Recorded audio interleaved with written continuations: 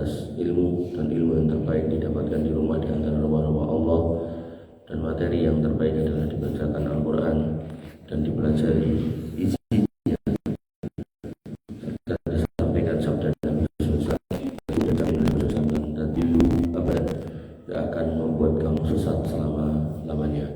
Sebagai dirahmati Allah Subhanahu wa taala, materi kita adalah fikih, dan fikih yang pertama yang kita belajar adalah fikih sholat.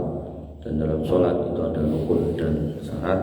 Rukun itu adalah tata cara sholatnya, syarat itu adalah sebelum atau setelah sholatnya, di luar sholat. Yang pernah kita bahas yaitu syarat yang pertama adalah mengenai masuknya waktunya. Artinya sholat di luar waktunya itu tidak sah, apakah mendahului apa di setelahnya. Jadi sholat subuh di waktu duha itu sholatnya tidak sah kalau disengaja. Nah, kemudian syarat yang kedua yang pernah kita bahas yaitu suci dari hadas, baik hadas besar maupun hadas kecil. Hadas besar itu bukan terus mulai besar, hadas besar itu hadas yang dipersyaratkan untuk membersihkannya dengan cara mandi.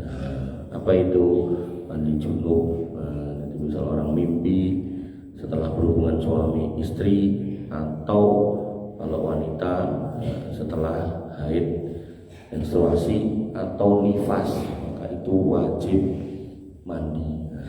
Termasuk yang diwajibkan mandi adalah setelah ngurusi jenazah, yang ngurusi yang ngedusi, kalau yang pokoknya sing belak-belakan kali jenazah itu dia wajib mandi. Terus termasuk yang harus mandi itu juga yang berikhram. Nanti di mikot mereka berikhram itu juga wajib mandi. Pokoknya yang dipersyaratkan mandi ya mandi gitu kan. Nah, nek mandi Jumat gimana? Itu sunnah. Jadi nek jenengan gak mandi ya gak apa-apa. Ibu-ibu bapak yang dirahmati Allah, syarat yang ketiga, nah itu cuplikan aja, yaitu sucinya pakaian yang jenengan pakai, badan dan tempat yang digunakan untuk sholat. Terus ketika jenengan sudah wudu jenengannya, baju jenengan kok ada najisnya, maka itu ya nggak sah buat sholat. Ketika apa? Ketika itu sengaja, gitu. Tahu ning ra diresihi, nah itu tidak sah sholatnya. Tapi nek tahunya setelah sholat tidak apa-apa. Dan ketika kita ngomongkan najis di sini ya, dengan harus paham bahasanya nggak semua kotoran itu najis. Yang najis adalah kotoran yang buang hewan, maka hewan yang nggak boleh dimakan, hewan yang haram, kotoran anjing, kotoran kucing itu najis. Tapi kalau itu adalah kotoran binatang yang halal dimakan, kotoran ayam, kotoran sapi, kotoran kambing, telek manuk, itu tidak najis. Tapi ya tetap ini meleh, jelas bambu toh niku toh, maka sebaiknya tetap dibersihkan. Artinya Muhammad dalam kondisi darurat, misal darurat banget, dengan ajeng sholat ten lapangan, boten tendalan ya ten lapangan misal, delalah ning lapangan niku ngidak letong sapi ya, gitu kan. Arep ngresihi ora enek banyu, maka dalam kondisi baju jenengan atau kaki jenengan masih ada letong sapi nih, walaupun diresi ini sudah pakai kayu atau apa, tapi masih ada tempelan sidik, maka itu sholatnya masih tidak ada masalah, gak apa-apa. Tapi kalau yang tidak itu kotoran sapi dan kotoran wong, maka ya itu tidak boleh, sampai jenengan harus benar-benar membersihkan kaki itu. Neng wudhunya mboten batal, bedakan ya. Jadi wudhunya nggak batal, cuman sholatnya nggak sah. Jadi jenengan harus memahami mana yang membatalkan wudhu, mana yang marahi sholat nggak sah. Jadi kena kotoran itu nggak selalu kemudian membatalkan wudhu. Bapak Ibu yang dirahmati Allah Subhanahu Wa Taala, badan dan tempat juga sama. Tempat sholat yang tadi kadang sok enten kiai beto, entah cilik, entah putune, entah putrane, gitu kan, cilik banget, kompol. Niku kadang masjid niku randang di apa-apa kamu boleh kapur ditulisi awas kencing gitu. Niku nggih mboten saya klien tuh nih. Harusnya gimana ya kayak digulung, disingkir gitu. Nek boten conggah untuk dibersihkan saat itu ya sesuk-sesuk, tapi yang di sini ini kayak disingkir gitu. Singkir terus itu dibersihkan. Sehingga tempat ini dipastikan kesuciannya, jangan dibunderi tok ngoten niku. Ya. Iki ora uyuh Mas, iki telek Mas. Teleke disingkirke dan niku nek enten bekas iki tetep bersih. Jangan nek telek itu dibunderi tok, awas telek. Nah, itu tidak bagus gitu tadi. Bapak Ibu yang dirahmati Allah Subhanahu wa taala. Niku tempat pun baju pun badan nggih wonten. Ya, umpami nggih, umpami. Jangan pun wudu.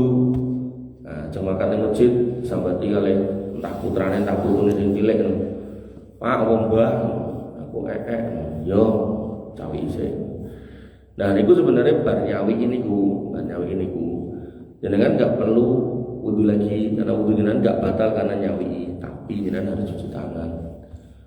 Wah, Allah Akbar salat, bukune dawa, nek teleke ten niku salate boten sah. Ya, jadi kenapa orang Islam itu diminta untuk memotong kuku dan enggak boleh memelihara kuku? Itu karena dia untuk menjaga jangan sampai ketutan najis itu loh. Nah, sehingga kalau ketutan najis itu sholat jenengan ya, itu tidak sah. Makanya Bapak Ibu yang dirahmati Allah Subhanahu wa taala, ini wudune boten batal. Nabi pernah ngimami sholat. Nek zaman dulu masjid itu boten karpet, langsung lemah. Nah, sebagian sahabat itu sholat pakai sendal, termasuk Nabi sok-sok pakai sendal. Sendalnya tinggi. Nah, diingatkan sama malaikat, ya Muhammad, sendalmu ada kotorannya. Dicopot, terus ditaruh sebelahnya ngoten mawon. Dan kemudian Nabi lanjut sholat. Ya. Jadi tidak kemudian tidak ditolak ke masjid itu enggak. Untuk kemudian menyempurnakan sholat beliau ini gitu. Jadi bukan membatalkan wudhu, jadi dicopot aja. Makanya kalau tadi itu ada najis di kuku bisa dihilangkan, itu sholatnya tetap bisa dilanjutkan dan sah, wudhunya nggak perlu wudhu lagi. Nah, tapi aku ragu Mas, aku mantap nek wudhu nek monggo, itu kan bagian dari pilihan jenengan untuk memantapkan hati, tidak apa-apa. Yang jelas wudhu itu batal karena keluarnya sesuatu dari dua lubang di bawah, apa yang depan apa yang belakang. Apakah itu berupa angin, apakah berupa cairan, apakah berupa padatan. Mung enten mengemele. Nek yang angin itu cuma berlaku buat yang di belakang. Kadang ngapunten jenenge fikih kudu disampaikan iki. Kadang biaya setri niku lewat yang depan niku sok-sok metu angine, sok-sok gitu. Nah, dalam konteks seperti itu tidak membatalkan wudhu untuk yang putri. Nah, sing kakung saya belum pernah dengar kok ngarep metu angine ngoten dari nanti. Bocor halus dari nanti. Nah, tapi kalau yang belakang mau niku bocor halus apa bledos itu kan ya tetap batal nggih. Nah, sehingga kalau yang terjadi bukan itu, maka tidak membatalkan wudhu. Loh Mas, ngomongnya nek mangan batalnya wudhu, nggih, mangan tapi mangan yang khusus. Apa itu? Daging unta yang dibakar. Nah, jadi selainnya itu tidak membatalkan wudhu. Lah ngomongnya mangan pete, mangan iki bawang batalnya wudhu, mboten jane. Niku hanya diminta untuk sikatan, mboten batalnya wudhu gitu. Diminta untuk sikatan karena ganggu. Lah aku Mas bar mangan pete yo wis sikatan gitu kan. Ning bar kuwi ngentut ya tambah gak melih gitu kan. Itu sebut jelas. Ya. Sesuatu yang jelas tidak perlu diperdebatkan gitu. Bapak Ibu yang dirahmati Allah, dalilnya kok kita suruh bersihkan baju, Allah berfirman pada Quran surat Al-Mudaththir ayat 4, "Wasiyabaka fatahhir," dan pakaianmu bersihkan. Makanya jangan ajeng ngangge rasukan teng masjid, mau kenal sarung dicek piye. Dicek santai mawon atau nek kok dikit dicek piye. Aman. Lanjut gitu kan. Nah, kemudian kupluk tinggu barangkali boten ngertos gitu kan dari omah itu bal-balan karo putrane apa putune atau terus pas tinggu kok ada telek decak apa telek nopo nah tersilin. Nah, kemudian Nabi SAW bersabda, "Idza ja'a ahaduhumul masjid fal yuqallib na'laihi." Kalau kalian ke masjid, maka hendaklah membalik sendalnya dilihat. niki masjid yang konteksnya masuknya pakai sendal. Nah ini berlaku nek jenengan salat Id. Salat ini kok kan sendalnya mboten jenengan tinggal teng pinggir to jenengan sok rodok tengah to. Dan niku nek ajeng go rodok tengah, mungkin dicopote lagi terburi jenengan ngoten niku to. Nek tapi iki pripun nyopote teng pinggir napa ning burine? Burine ya niku jenengan cek riyen, begitu jenengan ajeng masuk sok niku dicopot sik dicek enek teleke ora gitu kan.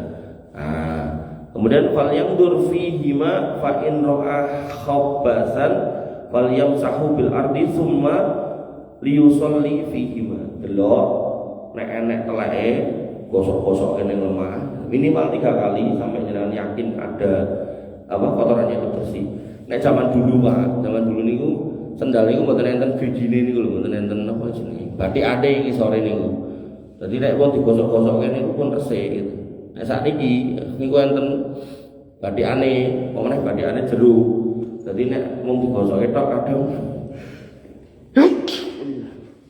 kadang nggak sempurna. Dadi pripun ya kudu digedhuk-gedhuke nanti teleke niku ilang. Nah, baru jenengan bawa ke tengah. Nah, syukur-syukur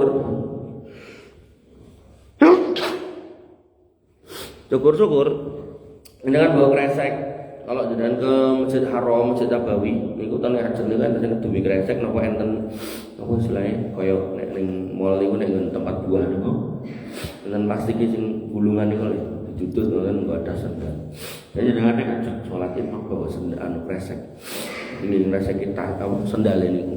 Nah, ribet Mas, nah, monggo jenengan pastikan aja kalau ndak mau ribet pastikan sendalnya juga suci. Mesake mungkin nek wong salat sak mono mbane sak pirang-pirang masjid ngumpul. Nah, tapi kemudian salatnya enggak sempurna gara-gara ada satu atau dua yang go sendal tidak telek gitu kan. Kan dibawa ke tengah itu loh sendalnya. Ya salat tidak sah tapi ya kurang afdol lah. Kemudian dirahmati oleh Allah Subhanahu wa taala disuruh ngecek zaman dulu karena salat sendalnya juga masuk. Nah jenengan tak ingin sudah coba jauhi sedanten ya enggak usah dicek enggak apa-apa. Nanti cara enten sing tak telek nomor wis ben jokoan enggak apa-apa. Nah, sehingga pengecekannya tinggal pada badan jenengan dan baju jenengan atau jenengan pakai kopiah jenengan. Kalau semuanya udah aman ya pun alhamdulillah. Adapun dalil bagi disyaratkannya kesucian badan adalah sabda Nabi SAW.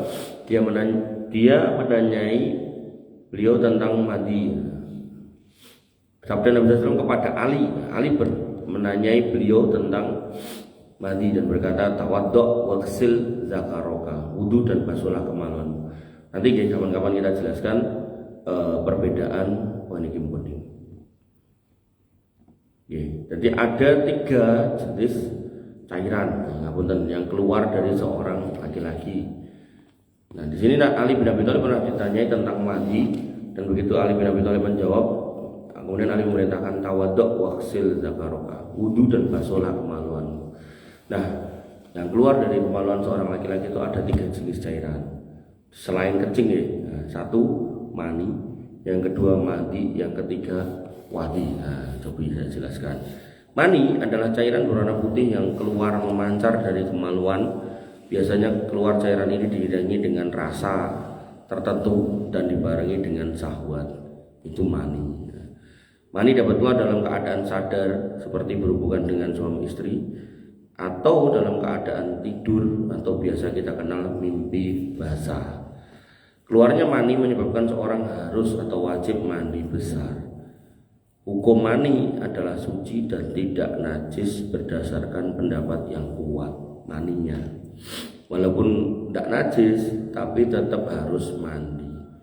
Apabila pakaian seorang terkena mani maka disunahkan untuk mencuci pakaian tersebut jika air maninya masih dalam keadaan basah. Basah langsung dicuci. Adapun kalau kering maka bisa cukup dengan dikerok. Nek memang bengkerok. Apabila hal ini berdasarkan hadis atau perkataan Ibunda Aisyah, beliau berkata, saya pernah mengerik mani yang sudah kering yang menempel pada pakaian Rasulullah SAW dengan kuku saya. Jadi ngeroknya yang buatan kedah nanti bendu, kerok nganggu kuku, nah emang ada bisa. Niku mani, sekali lagi mani, putih kental keluar dengan rasa. Rasanya apa? sembuh. Tidak dijelaskan. Nah, bisa karena hubungan dengan suami istri atau bisa juga karena mimpi basah. Ya. Cairannya suci, tapi orangnya wajib mandi. Kemudian yang kedua, yang kedua madhi. Madhi adalah air yang keluar dari kemaluan laki-laki dan warnanya bening serta lengket. Keluarnya air ini disebabkan syahwat yang muncul ketika seseorang memikirkan atau membayangkan, atau ketika pasangan suami istri bercumbu, atau biasa diistilahkan pemanasan. Jadi belum melakukannya pun panas gitu kan. Nah, akhirnya ada yang keluar bening, lengket.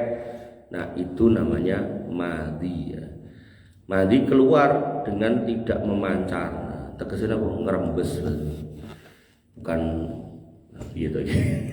Ini kalimatnya sih, bukan muncrat gitu loh, tapi betulnya alon-alon ya gitu. Maka keluarnya air ini tidak menyebabkan seorang menjadi lemes, tidak seperti air mani yang kalau keluar menyebabkan lemes, sok marai ngantuk, terus ngantuk harus bojone seneni. Dan terkadang air ini keluar tanpa disadari, nggak kerasa.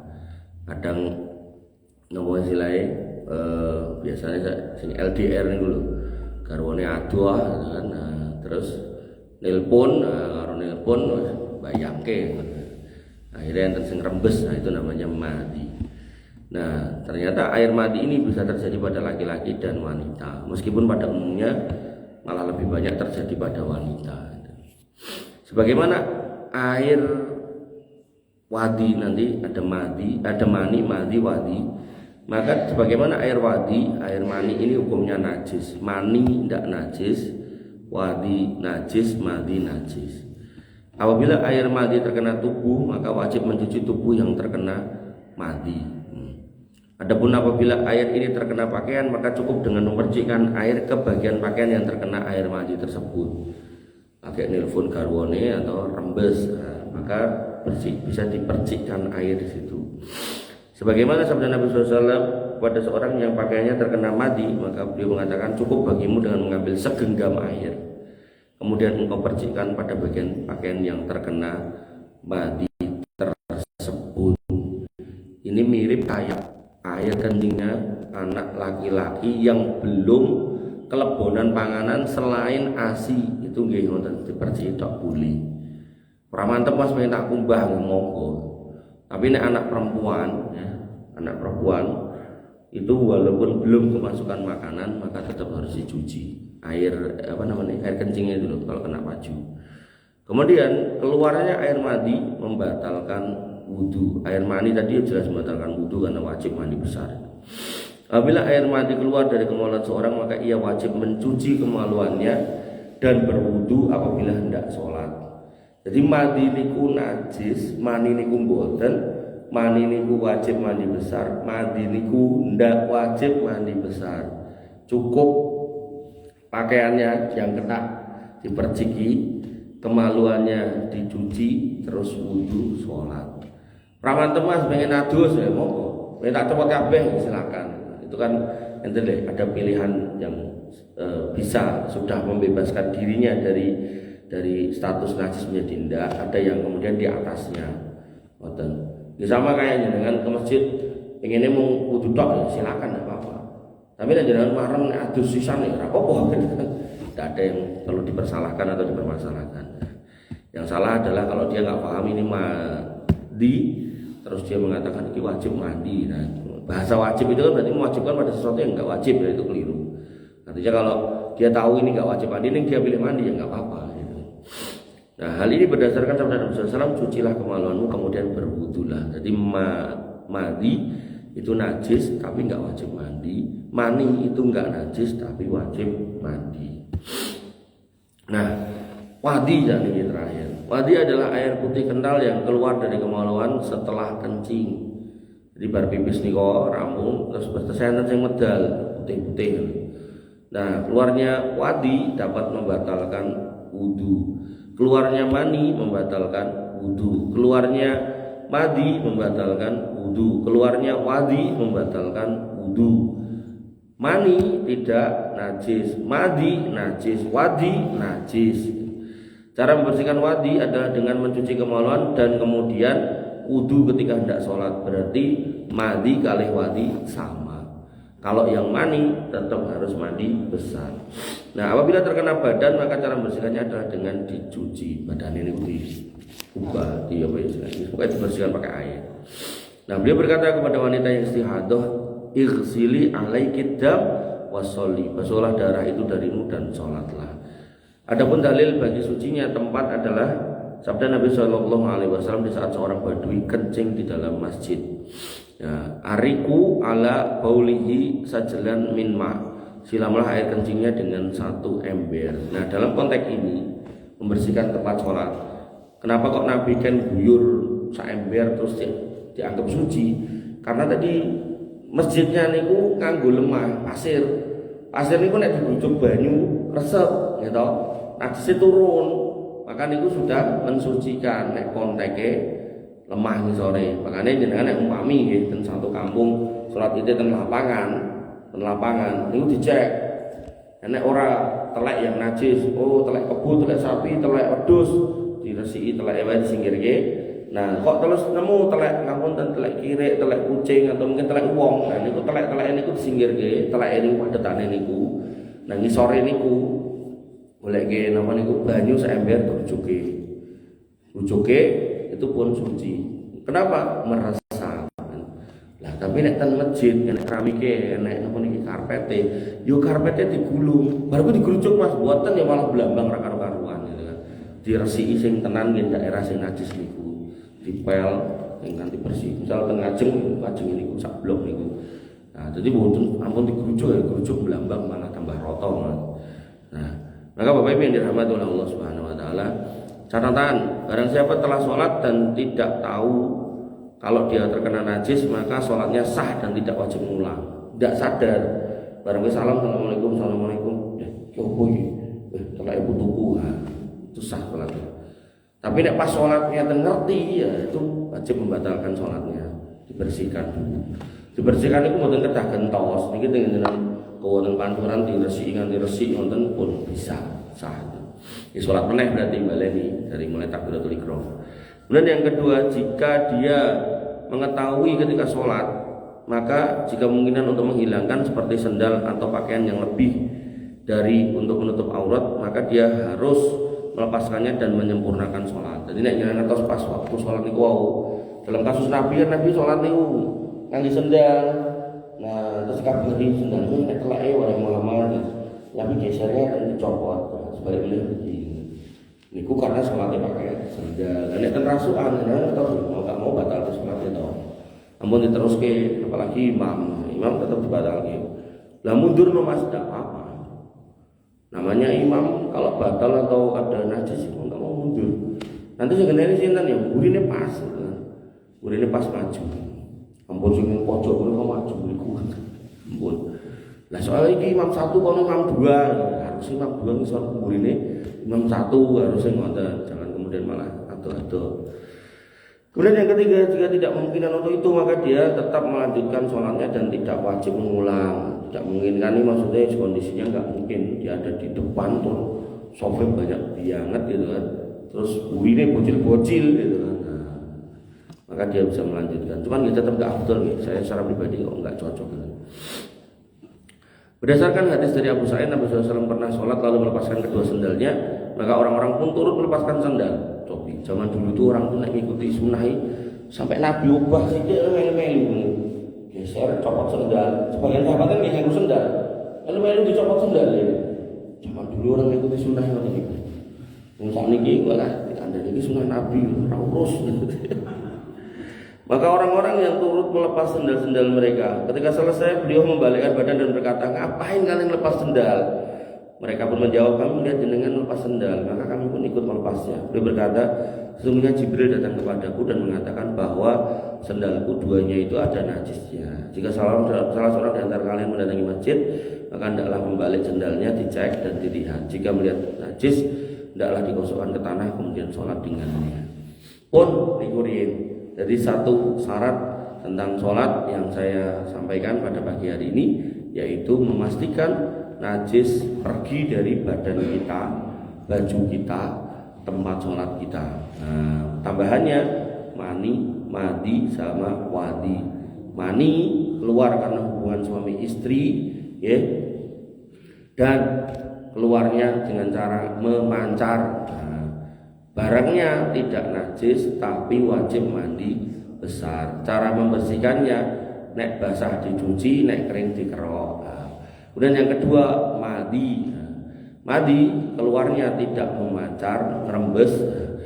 Sebabnya karena ngangen-ngangen urusan ngoten niku. Metune mboten muncrat, tapi rembes, warnane bening gitu kan. Terus lengket. Terus yang harus dilakukan adalah ya, kalau itu kena di baju bisa diperciki, kalau kena di badan harus dicuci badannya. Nah, kemudian orangnya nggak wajib mandi, cuman wudu. Kemudian yang ketiga tadi mandi, yang ketiga adalah wadi, keluarnya setelah kencing, warnane putih gitu kan.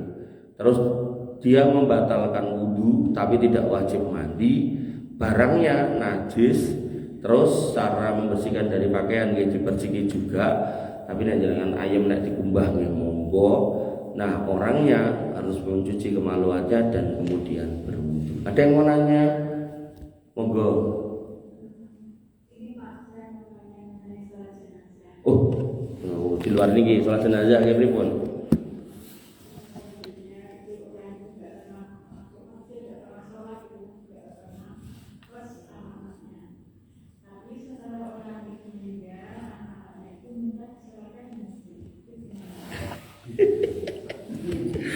Sangel. Jadi dalam Islam itu ada fikih tentang orang yang tidak sholat. Nah, hukum orang tidak sholat itu ulama berselisih pendapat tentang bagaimana dia tidak sholatnya. Apakah dia mengingkari wajibnya atau tidak? Kalau dia mengingkari, apakah sholat ngomongnya wajib gitu kan? Apa orang sah sholat? Nah, karena nggak wajib katanya, maka orang seperti ini syahadatnya batal, maka tidak perlu disolatkan. Tapi kan memang harus ditanya, jangan kemudian dicandai sendiri. Wah, ini dia nggak meyakini wajibnya, lah pun kok dereng. Nah, kok ngertos ketoke kok tadi mboten asal. Nah, kemudian yang kedua,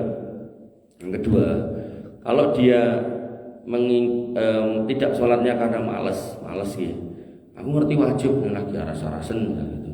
Maka itu beliau pelaku dosa besar, sehingga masih berhak untuk dimandikan, disolati, dikafani. Nah, yang ketiga ini yang banyak terjadi di kaum muslimin. Sajake urip gah sholat atau ra tau sholat, blas ra tau. Nah, iya sampai sholat Id enggak tahu, sholat Jumat enggak tahu. Blas enggak tahu gitu, enggak pernah blas gitu. Nah, ini kalau dalam mazhab Hambali itu dia enggak berhak disolatkan, enggak berhak dikafani, enggak berhak dikuburkan di pemakaman kaum muslimin gitu kan, dan tidak perlu diapa-apakan gitu kan. Sehingga ibu-ibu dirahmati Allah Subhanahu wa taala nggih, prinsipnya kembali ke panjenengan nggih, panjenengan nek kersa nyolati nggih monggo. Tapi kalau misalnya dengan yakin dia nggak pernah sholat, blas ra tau sholat. Sekali lagi ya, blas ra tau sholat. Bahkan tadi Pak Dito sholat Id ora gitu kan. Maka ya monggo itu terserah jenengan. Jenengan kalau mau nggak nyolati nggih nggak apa-apa gitu kan. Nah, yang jelas nanti mesti keluarganya ya akan menyolat. Nah, soal itu diminta disolatkan di masjid gitu. Monggo jenengan sing ngusungi kok gitu. Jenengan ngusungi nggih monggo, jenengan tinggal lungguh nggih monggo. Intinya Pak, sholat niku wajib Pak. Nah, dan kewajiban sholat itu menjadikan jenengan berhak untuk disolatkan sesama kaum muslimin. Sampai Allah itu berfirman dalam hadis qudsi, nek kowe kabeh menungso pertama sampai terakhir, jin pertama sampai terakhir ngumpul dalam kondisi orang paling bertakwa, ala atqaqal qalbin wahidin, persis atine kayak orang yang paling bertakwa, sinten Nabi Muhammad, atine padha kabeh kaya ngono. Kata Allah, itu ndak akan menambah kemuliaanku sedikit pun.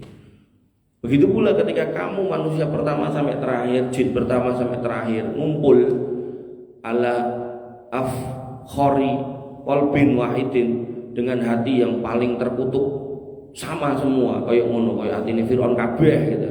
Itu tidak akan mengurangi kemuliaanku sedikit pun. Ini menjadi dalil bahwa kita sholat dan nggak sholat nggak ngaruh sama Allah. Sehingga harusnya kita berpikir, nah aku gak sholat nggak akan ngefek sama Allah, berarti sing akan terefek itu sinten kita. Kenapa? Karena kita nanti akan mati, pasti mati. Sinten sing ra mati, genah mati kabeh gitu. Nah, dan dalam kondisi kita sudah mati, kita itu akan ditanya, dan pertanyaan yang pertama itu sholat. Fa idza sholuha sa'iru amali. Kalau sholatnya benar, maka benar semua amalnya. Awwalu ma yuhasabu bil abdu yaumil qiyamah as-sholat. Sing ditekoki sik dhewe iki sholate. Sholate gak bener ya wis diitung dredel niku. Kowe ra sholat to. Nah, ternyata kowe mbiyen kene gua upil ning masjid diitung Bu niku kecil itu diitung. Tapi nek sholat jenengan sae, maka semua amal jenengan dianggap baik. Walaupun sok-sok kurang gitu loh. Walaupun sok-sok ada dosa-dosa tertentu diampuni ya. Makanya sholat niku dadi patokan. Sami kata jenengan ada putra. Duwe anak kok manut, sregep, ora tau bantah gitu kan. Nah, tiba-tiba suatu ketika nyenggol piring, napa nyenggol gelas pecah. Mak, apa nduk? Aku mau nyenggol gelas, mak sing gelas sing jenengan senengi kae lho. Ora apa, aja kok kuwi, piring kae sak rak ceblok kabeh pecah kabeh aku ora apa, tenang wae rasa. Tapi nek niku anak niku wandane angel kon sinau angel gitu kan, kon apa-apa angel pokoke duablek ora karo-karuan. Aku nganti pecah nyenggol gelas banyune kutah padahal banyu putih mentol senene entek-entek gitu. Nah, makanya niku kondisi seperti itu berlaku juga kepada kita ketika jenengan sholatnya baik, komplit, utuh 5 waktu. Nah, itu amal-amal kita itu insyaallah dianggap baik semua. Tapi kalau jelek, bolong-bolong, bahkan mungkin ra tau salat, ya wis kabeh dianggap elek gitu. Kok pilih mengatakan, punten malih? Dipun? Doa kesembuhan. Oh nggih. Nggih monggo. Doa minta kesembuhan. Oh. Lah sinten? Oh. Oke. Nggih. Bapak-ibu yang dirahmati oleh Allah Subhanahu wa taala, nggih. Kalau doa minta sembuh ya Allahumma fi ni itu saya. Kalau kita mau mendoakan orang lain ya tinggal orangnya laki-laki atau perempuan. Allahumma fi lahu untuk dia laki-laki, laha untuk perempuan gitu kan. Atau kalau untuk kamu, kalau kita berhadapan-hadapan ngeten iki, Allahumma fika, ya Allah ampunilah dia, kamu gitu. Nah, maka ketika kita mendatangi orang yang sakit diminta untuk mendoakan. Nah, ketika jenengan majlis ngeten iki mau mendoakan nggih, enggak apa-apa, bagus-bagus saja. Nanti kita doakan. Cuman ini memang saran. Jadi mencermati kondisi-kondisi kaum muslimin khususnya sudah tua, harusnya nggih sadar diri. Sadar diri pripun? Satu, ibarat motor niku nek tuwek, niku mesinnya niku kan rusak, aus, berkurang kinerjanya gitu. Sehingga nek wis ngerti niku numpak motor tuwek nggih ampun ngebut. Kudu ditakar. Jangan sampai kemudian kenceng-kencengan. Nah, kemudian yang kedua, harus ngerti seratenane. Seratenane apa? Ketika mesin motor niku rusak, bisa turun mesin ganti mesin yang lain. Rusak seker itu kok sekerannya. Tapi untuk jasad fisik kan nggak bisa. Misal kados kula di dhuwur berarti pankreasnya bermasalah. Ya wis aja ngombe lagi. Nah, ketika itu dipaksa untuk minum manis, maka akhirnya nanti tambah dodro. Nah, sehingga jenengan semua ini kan punya dinamikanya sendiri-sendiri. Nah, jenengan yang tensinya dhuwur nggih mboten samaan wedhus sing akeh gitu. Nah, kemudian ada hal yang banyak enggak disadari kaum muslimin, yaitu apa? Kalau asupan makan jenengan niku enggak baik, sedangkan organ yang mendukung untuk menyaring apakah ginjal apakah hati itu karena sudah sepuh, maka otomatis kinerjanya berkurang, maka akan menyebabkan darah itu tidak tersaring dengan baik. Maka ada yang di darahnya itu gulane dhuwur, ada yang di darahnya niku kolesterolnya dhuwur, ada yang di darahnya niku asam uratnya dhuwur. Nah, setiap orang beda-beda tergantung organ penyaringnya yang sehat dan yang enggak sehat itu yang sebelah mana. Nah, dalam kondisi seperti itu harusnya ibarat motor itu nek anyar niku kula nonton bengkel niku ten Baron niku enten bengkel ban apa niku ten pojokan niku lah lampu merah niku enten oli yang dia tuh nulisnya bisa buat 6 bulan. Nah, saya meyakini itu di motor anyar. Nek motor-motor tua itu paling nggih 6 bulan atau 2 bulan setengah niku tetap butuh diganti. Nah, dalam konteks panjenengan kita semua, ya saya juga, itu oli itu yang namanya darah itu. Nah, darah itu nggih kalau boten disirkulasi, dalam artian boten ditoke, nggih dijoli kali sing baru. Nek oli kan ditoke kabeh, nek darah kan nggak mungkin ditoke kabeh, toke sithik lah gitu. Nanti biar tulang punggung jenengan menghasilkan yang baru. Nah, maka yang ada di badan jenengan itu darah kecil nganti tuwek. Nah, sehingga ibarat oli ini wis reget banget, ireng banget. Nah, cara ngetape pripun nek darah manusia niku mangrutin donor darah. Nek saged.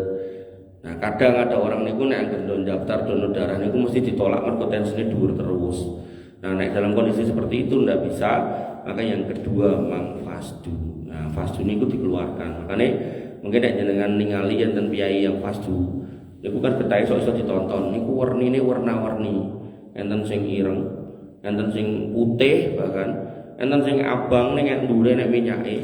Macam-macam. Itu menunjukkan kinerja organ tiap manusia itu beda-beda. Nah, dari situlah maka nggih darah niku harus ditap. Nah, kemudian yang juga harus jenengan pahami niku yang namine lemak niku lho. Misal nggih soto, napa gule, napa-napa lah pokoke sing daging-daging niku sing enten gaji niku. Niku nek ten sendoke niku enten minyak-minyak niku. Terus jenengan enten banyu es, jenengan celup wonten. Niku gaji otomatis langsung beku, langsung mengeras. Nah, sehingga ketika jenengan dahar soto, tengkleng, tongseng, yang daging-daging ngoten niku lah. Niku nek saged, khususnya yang sudah tua, kepala 5 ke atas, niku jangan minum es teh, jangan minum air es, ngombe sing anget-anget. Kenapa? Karena nek jenengan dahar ngoten niku dan mungkin sudah ada akumulasi sadurunge, terus ditembak nganggo sing wadem kontras, otomatis nanti akan menyebabkan lemak-lemak yang ada di pembuluh yang harusnya ditokke ning ora tau ditokke niku wau. Nah, tiba-tiba membeku. Nah, nek membekune ten sikil, nah iku marai kejugemeng jibe-jibe. Nek bekune ten jantung itu marai jantung koroner. Nek bekune ten kepala niku marai stroke. Nah, monggo jenengan penggalih apa yang saya sampaikan. Prinsipnya doa itu baik, ya, tapi ada kondisi di mana kita juga harus mengikhtiarkan. Sama kayak jenengan punya putra, jenengan dongake Rabbi habli minas sholihin, Rabbi habli minas sholihin, ya Allah jadikan ini anak soleh, ning ra tau diajari ngaji, ra tau dicedhaki karo masjid, nah maka yo susah jadi anak soleh. Ngoten nggih. Jadi harus sinkron antara doa dan dan juga ikhtiar. Jadi saya menyarankan jenengan ten mriki diadakan rutin kegiatan fasdu. Dan jenengan kersa ten Dahlia niku sebulan pisan kula enten nggih fasdu. Jenengan tinggal mriko nek kersa nang ngomong bentuk. Menurut saya mengadakan semua masjid menggunakan pokoknya. Baik, kita doakan ya saudara-saudara kita, dalam hal ini Pak Jalu dan Pak Tukino yang sedang kena musibah, agar kemudian Allah angkat penyakit beliau. Bismillahirrahmanirrahim. Alhamdulillahirabbil alamin, hamdan syakirin hamdan na'imin, hamdan yuafi ni'amahu wa yukafi mazidah. Ya Rabbana lakal hamdu kama yanbaghi li jalalika wa adimi sultanik. Rabbana lakal hamdu anta nurus samawati wal ardi wa man fina wa lakal hamdu la ilaha illa anta subhanaka inna kunna minadh dhalimin wa illam taghfir lana wa tarhamna lanakunanna minal khasirin. Allahumma inna nas'aluka al-huda wa tuqa wal afafa wal ghina. Allahumma ya safi isfi anta safi la sifaan illa sifauka, sifaan la yughadiru saqaman, sifaan ajilan khosatan li Bapak Jalu wa Bapak Tukino isfihima sifaan ajilan sifaan la yughadiru saqaman Allahumma ja'alhuma sihhatan kamilatan ya safi isfi anta safi la sifaan illa sifauka Rabbana atina min ladunka rahmah wa hayyi lana min amrina rasada Rabbana atina ma wa'adtana ala rusulika wa la tusina yaumal qiyamah innaka antas sami'ud du'a Rabbana atina fid dunya hasanah wa fil akhirati hasanah wa qina adzabannar wa qina adzabannar wa qina adzabannar wa akhiru ta'wana alhamdulillahi rabbil alamin wa sallallahu ala nabiyyina Muhammadin wa ala alihi wa sahbihi wasallam ajmain. Akhirul kalam. Subhanakallahumma bihamdika asyhadu an la ilaha illa anta astaghfiruka wa atubu ilaik. Assalamualaikum.